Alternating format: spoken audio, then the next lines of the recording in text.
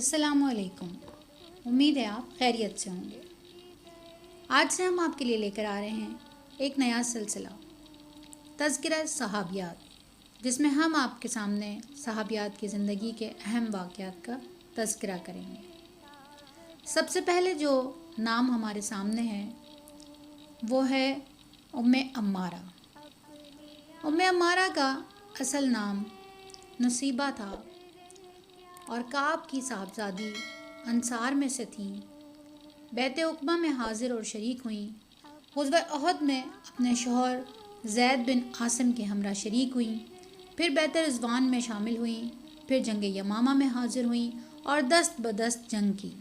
اس لڑائی میں ان کا ایک ہاتھ تک ضائع ہو گیا اور تلوار اور نیزے کے 12 زخم لگے۔ ام عمارہ رسول اللہ صلی اللہ علیہ وآلہ وسلم کی پردادی سلمہ، حضرت عبد المطلب کی والدہ اور ہاشم بن عبد مناف کی اہلیہ بن خاندان نجار سے تھیں۔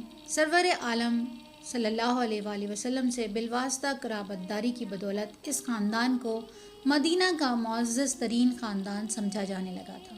ہجرت کے بعد رسول اللہ صلی اللہ علیہ وآلہ وسلم قباء سے مدینہ منورہ تشریف لائے تو آپ صلی اللہ علیہ وآلہ وسلم کی میزبانی کا شرف حضرت ابو ایوب انصاری رضی اللہ تعالیٰ عنہ کو حاصل ہوا، جو بنو نجار کے رئیس تھے۔ حضرت ام عمارہ رضی اللہ تعالیٰ عنہ اسی عظیم خاندان سے تعلق رکھتی تھیں۔ ظاہر ہے کہ ایسے خاندان سے تعلق رکھنا ہی بجائے خود ہی ایک بہت بڑا شرف ہے، لیکن سچ پوچھئے تو حضرت ام عمارہ کا حقیقی سرمایہ افتخار کچھ اور تھا۔ وہ دین کی خاطر ہر وقت سربکف رہنے کا جذبہ اور ہادی اکرم صلی اللہ علیہ وآلہ وسلم سے والہانہ محبت اور عقیدت، جس نے ان کو اپنی جان، مال اور اولاد غرض ہر شے سے بے نیاز کر دیا تھا۔ اسی عقیدت اور جذبہ اخلاص نے ان کو اتنا بلند مرتبہ عطا فرمایا کہ بڑے بڑے صحابہ رضی اللہ تعالیٰ عنہ ان پر فخر کیا کرتے تھے۔ حضرت ام عمارہ رضی اللہ تعالیٰ عنہ کا پہلا نکاح زید بن عاصم سے ہوا، جو ان کے چچا زاد بھائی تھے۔ زید سے ان کی 2 اولادیں ہوئیں، عبداللہ رضی اللہ تعالیٰ عنہ اور حبیب رضی اللہ تعالیٰ۔ ان دونوں بھائیوں نے شرف صحابیت حاصل کیا اور تاریخ میں بڑی شہرت پائی۔ زید کی وفات کے بعد حضرت ام عمارہ رضی اللہ تعالیٰ عنہ عربہ بن عمرو کے عقد نکاح میں آئیں۔ ان سے ان کے 2 بچے تمیم اور خولہ پیدا ہوئے۔ حضرت ام عمارہ کا شمار انصار کے سابقین اولین میں ہوتا ہے۔ وہ اس زمانے میں اپنے سارے خاندان سمیت مشرف باسلام ہوئیں جب بیعت عقبہ اولیٰ کے بعد حضرت مصعب بن عمیر رضی اللہ تعالیٰ عنہ یثرب میں اسلام کی تبلیغ کر رہے تھے۔ قبول اسلام کے بعد انہیں ان 75 نفوس قدسی میں شامل ہونے کا شرف حاصل ہوا، جنہوں نے بیعت عقبہ کبیرہ میں سرور عالم صلی اللہ علیہ وآلہ وسلم سے بیعت کی۔ حضرت ام عمارہ بھی معرکہ احد میں شریک ہوئیں اور ایسی شجاعت اور جانبازی اور عزم و ثبات کا مظاہرہ کیا کہ تاریخ میں خاتون احد کے لقب سے مشہور ہوئیں۔ طبقات ابن سعد کی روایت کے مطابق ان کے شوہر عربہ بن عمرو اور دونوں بڑے فرزند عبداللہ اور حبیب رضی اللہ تعالیٰ عنہ بھی غزوہ احد میں ان کے ساتھ شریک تھے۔ جب مجاہدین انتشار کا شکار ہو گئے تو اس وقت رسول اللہ صلی اللہ علیہ وآلہ وسلم کے پاس گنتی کے چند سرفروش باقی رہ گئے تھے۔ حضرت ام عمارہ نے یہ کیفیت دیکھی تو انہوں نے مشکیزہ پھینک کر تلوار اور ڈھال سنبھال لی اور حضور صلی اللہ علیہ وآلہ وسلم کے قریب پہنچ کر کفار کے سامنے سینہ سپر ہو گئیں۔ کفار بار بار پلٹ کر حضور کی طرف بڑھتے اور ام عمارہ انہیں دوسرے ثابت قدم مجاہدین کے ساتھ مل کر تیر اور تلوار سے روکتی۔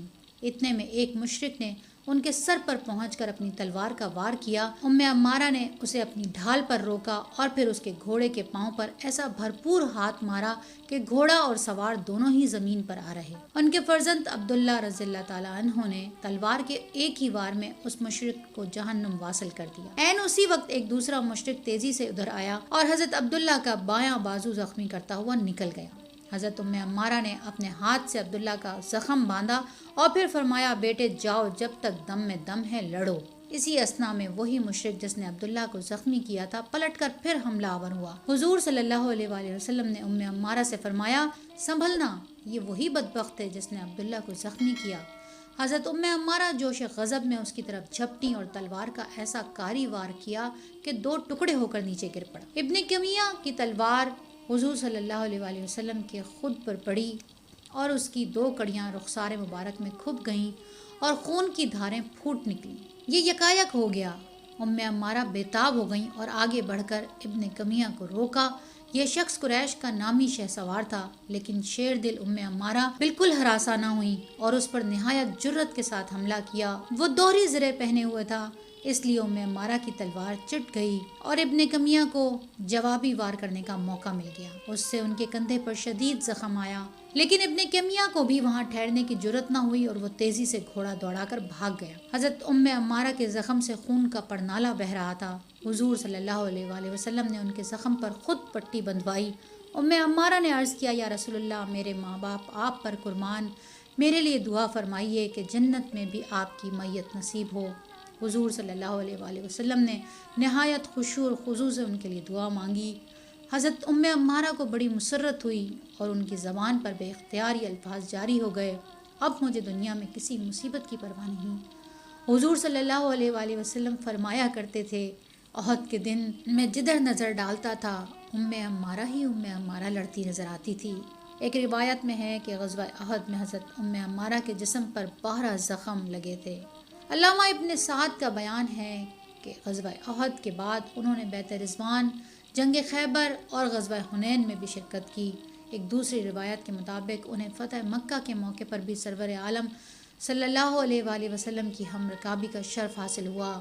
مسلمہ کذاب نے جب لوگوں کو زبردستی اپنے زیر کرنا شروع کر دیا، اسی زمانے میں ایک دن حضرت عمارہ کے فرزند حبیب رضی اللہ تعالیٰ مدینہ سے آ رہے تھے کہ راستے میں اس ظالم کے ہاتھ پڑ گئے۔ اس نے ان سے پوچھا کہ محمد صلی اللہ علیہ وآلہ وسلم کے بارے میں تمہارا کیا خیال ہے؟